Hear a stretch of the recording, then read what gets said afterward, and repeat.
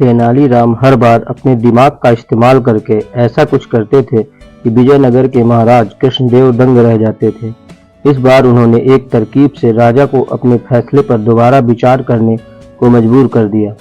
हुआ यूं कि एक बार राजा कृष्णदेव किसी काम के चलते कश्मीर चले गए। वहां उन्हें एक सुनहरे रंग का खिलने वाला फूल दिखा। वो फूल महाराज को इतना पसंद आया कि वो अपने राज विजयनगर लौटते समय उसका एक पौधा अपने साथ ले आए।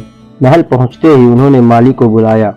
माली के आते ही महाराज ने उनसे कहा, देखो, इस पौधे को हमारे बगीचे में ऐसी जगह लगाना कि मैं इसे अपने कमरे से रोज देख सकूं।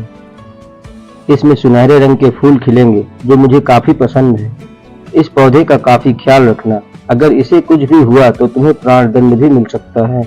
माली ने सिर हिलाते हुए राजा से पौधा लिया और उनके कमरे से दिखने वाली जगह में उसे लगा दिया। दिन रात माली उस फूल की खूब सेवा करता था। दिन जैसे ही बीतते गए उससे सुनहरे फूल खिलने लगे। रोज राजा उठते ही सबसे पहले उसे देखते और फिर दरबार जाते। अगर किसी दिन राजा को महल के बाहर जाना पड़ता था तो उस फूल को न देख पाने के कारण उनका मन दुखी हो जाता था। एक दिन जब राजा सुबह उस फूल को देखने के लिए अपनी खिड़की पर आए तो उन्हें वो फूल दिखा ही नहीं। तभी उन्होंने माली को बुलवाया। महाराज ने माली से पूछा, वो पौधा कहाँ गया? मुझे उसके फूल क्यों नहीं दिख रहे हैं? जवाब में माली ने कहा, साहब, उसे कल शाम मेरी बकरी खा गई। इस बात को सुनते ही उनका गुस्सा सातवें आसमान पर पहुंच गया। उन्होंने सीधे राजमाली को 2 दिन बाद मौत की सजा सुनाने का आदेश दे दिया। तभी वहां सैनिक आए और उसे जेल में डाल दिया। माली की पत्नी को जैसे ही इस बारे में पता चला वो दरबार में राजा से फरियाद करने पहुंची। गुस्से में महाराज ने उनकी एक बात ना सुनी। रोते रोते वो दरबार से जाने लगी। तभी एक व्यक्ति ने उसे तेनालीराम से मिलने की सलाह दी।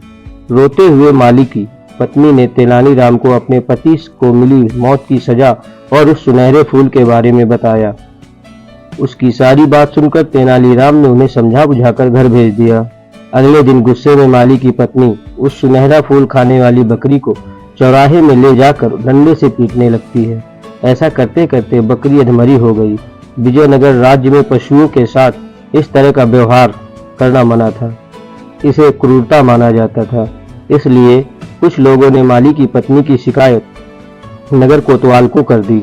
सारा मामला जानने के बाद नगर कोतवाल के सिपाहियों को पता चला कि ये सब माली को मिले दंड की वजह से वो गुस्से में कर रही है। ये जानते ही सिपाही इस मामले को दरबार में लेकर गए। महाराज कृष्णराज ने पूछा कि तुम एक जानवर के साथ इतना बुरा व्यवहार कैसे कर सकती हो?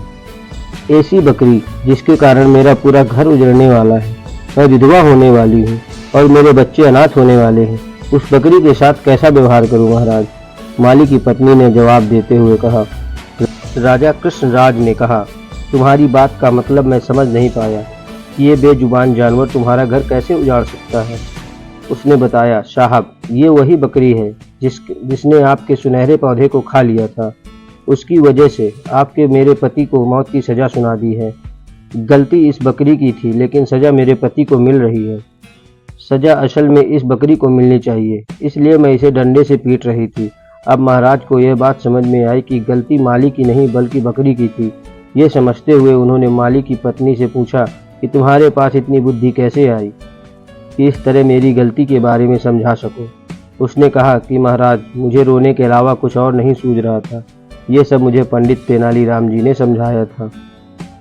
एक बार फिर राजा कृष्णराय को तेनालीराम पर गर्व महसूस हुआ और उन्होंने कहा कि तेनालीराम, तुमसे मुझे एक बार फिर बड़ी गलती करने से रोक दिया। ये कहते ही महाराज ने माली को मृत्युदंड से मुक्त कर दिया और उसे जेल से रिहा करने का आदेश दिया। साथ ही तेनालीराम को उनकी बुद्धि के लिए 50,000 स्वर्ण मुद्राएं उपहार में रूप में दे दी। कहानी से सीख, समय से पहले कभी हार नहीं माननी चाहिए। कोशिश करने से बड़ी मुसीबत से निपटा जा सकता है।